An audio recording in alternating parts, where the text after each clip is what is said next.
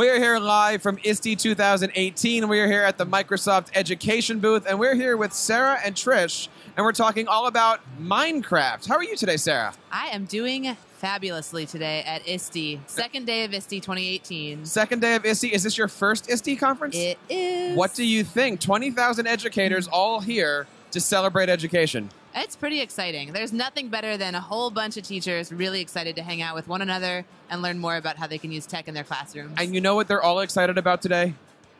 Probably the update Aquatic for Minecraft Education Edition. Talk to us a little bit about that. What is going on? So we launched a brand new update for the game a couple of weeks ago. It's called the Update Aquatic. So we're finally filling the oceans of Minecraft with marine life.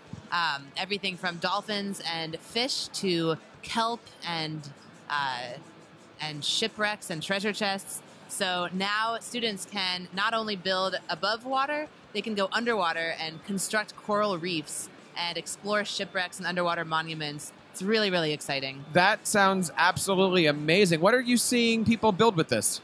Yeah, so we're seeing a lot of students and teachers use some of the coding functions in Minecraft Education Edition to actually code coral reefs. And so we've got a couple of lessons that we released to support this and to help teachers get started with the update, where students can actually use functions and coding loops to seed coral reefs on shipwrecks, just like in the real oceans when marine biologists actually use existing wrecks underwater to help coral reefs get started. Now, it's pretty exciting, everything that has happened with Minecraft over the last couple years. Let's back all the way up to the beginning here, because many teachers are still looking at this going, what is this Minecraft thing? Talk to us a little bit about what is Minecraft. What is it? Yeah, so Minecraft is a game about placing and breaking blocks. It is an open world game where the only limit is really your imagination. So you can explore, you can play in creative mode where you've got essentially unlimited materials and you can build fantastic things using electric circuits with redstone, using all sorts of amazing materials. You can build anything from a house to a mine to the Taj Mahal. You know, to your heart's desire. And then there's survival mode where you can play during a day-night cycle. You have to manage your health and resources and, of course, fight the monsters that come for you when it turns to night. And so so the game has tons and tons of different options for playing. And for the classroom, we have Minecraft Education Edition, which gives teachers unlimited possibilities for teaching across subject areas, across grades, using Minecraft. And many people are wondering, how do you start using Minecraft? And it really is a three-part journey, right? You play, you craft, and then you learn. Yeah, so we developed Minecraft Education Edition a couple of years ago to support teachers in the classroom. And so it's essentially the same game. It's Minecraft, but with special features that have been designed with and for educators. So features like the camera and portfolio that help educators and students document their work in the game. So the camera allows you to take a photo in the game of something that you built and then maybe submit it for your homework or to show in a presentation what you've built to other students. And what website can people go to learn more information about this? They can visit the Minecraft Education website, which is education.minecraft.net. Now, you brought a teacher with you today that's been using Minecraft. Why don't you introduce who we have here? Yeah, so this is one of our Global Minecraft mentors, Trish Cloud. The Global Minecraft mentors are a group of over 300 teachers, K-12, media specialists, librarians, higher educators, who are teaching with Minecraft in over 70 countries. So Trish is one of our star mentors out of North Carolina, and I'm so happy that she's here with me today. Tell us a little bit about yourself, Trish. What do you do? I work for Charlotte Mecklenburg Schools, and up until this past February, for the past 9 years, I had been a technology teacher for a K-5 schools in Huntersville, North Carolina, which is part of Charlotte Mecklenburg Schools.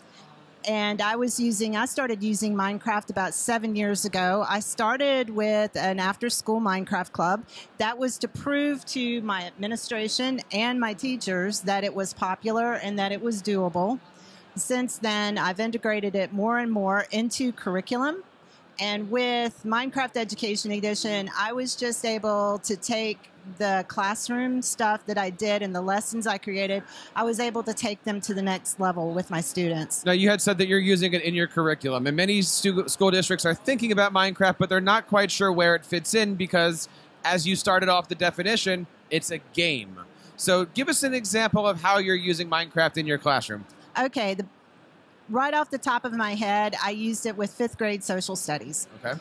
Because in North Carolina, just like in every state in the United States, you have to learn about the settlers settling the coast of, and it just happens to be north of me in Virginia. So I built a map where the students spawned, which means comes into the game, on a ship, and then they have to get off the ship and get to shore and find a treasure chest I've left for them that has some tools. The thing that I don't tell them until they spawn is that they're in survival mode. Oh.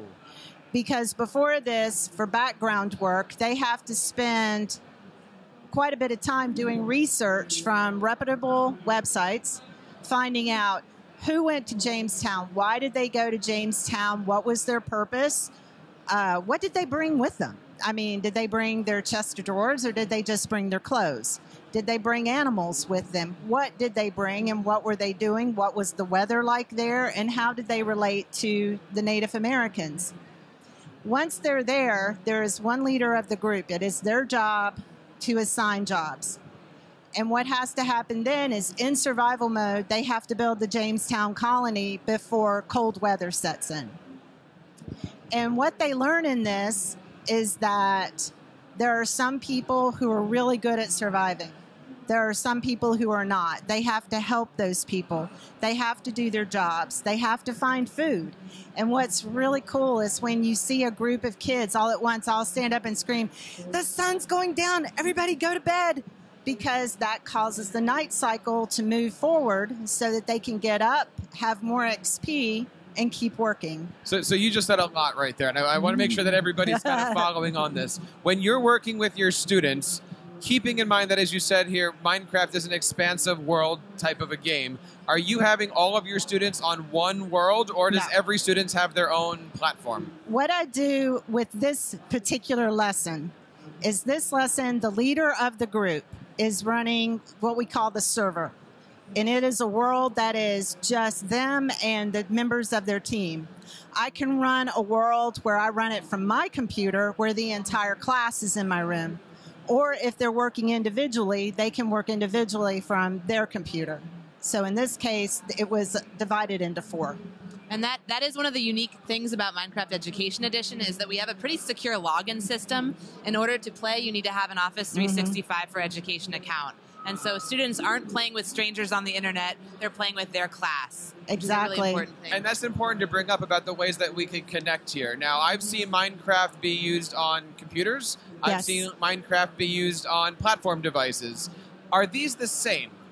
No, well, Minecraft Education Edition right now is only available on Windows 10 and Mac OS operating systems. And so so those are the platforms that our product's available on. The game Minecraft, the commercial version, is available on over 20 other platforms. That's pretty awesome. Yes. Now, what else are you doing with your kids? How are you seeing your students learn through this? Because I want to really make sure that we hammer this home. This is not playing a game. This is living the curriculum. Exactly. And part of what they had to do after they finished the build, and when the time was up for their build, I would tell each group, if the walls of their fort weren't ready, I told them as a party they did not survive. And then they had reflections they had to do. What was this like? What was your experience like? What did you learn? And what would you recommend to the next group who comes behind you? And it was so cute. A lot of them said, "I'm living history. I've read about Jamestown. We read about Jamestown in class, but I'm actually seeing what it was like here." And she also said, "I tend to be a loner. I tend to work by myself.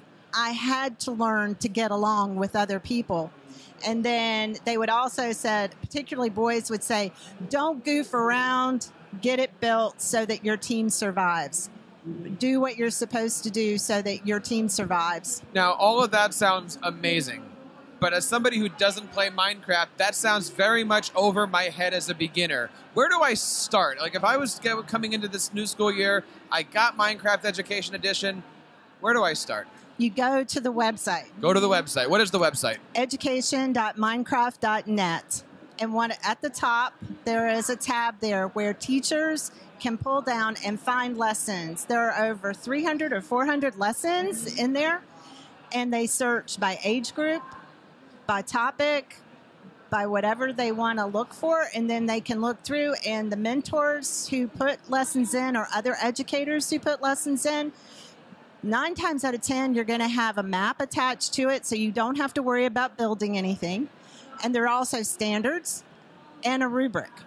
So I knowing this is a Minecraft show, I want to bring up a good friend of ours here on the Minecraft team, an MIE, Steve Isaacs. And the nice thing I like about what Steve does is he not only does it with his students, but he does it with his kids. Mm-hmm. And I find that Minecraft is one of those great applications that is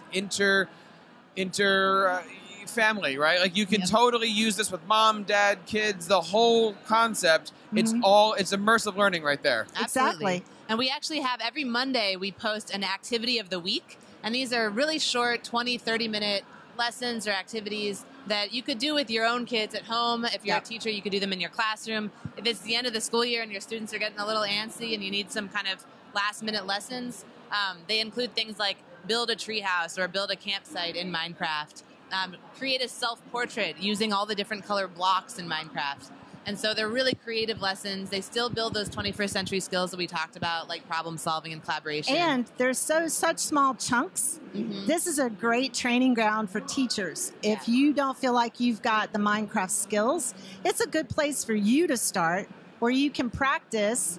And when you accomplish a build on your own for the first time, that's like, yes, high five moment, because you get what the kids are talking about then, because there is a great sense of accomplishment when you achieve a goal in Minecraft.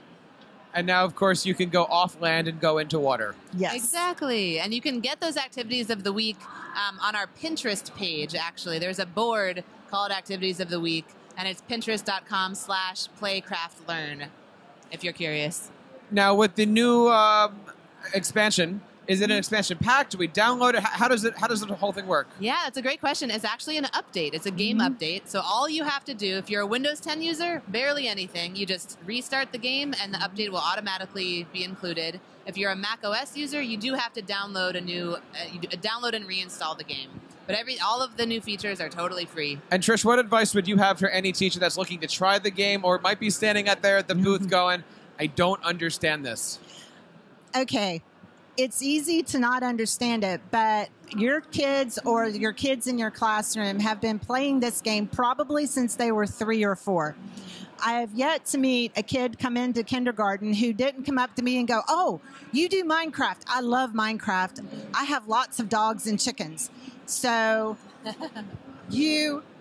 you have to do is just try it. There is a tutorial world in there that even tells you how to move and how to do the controls.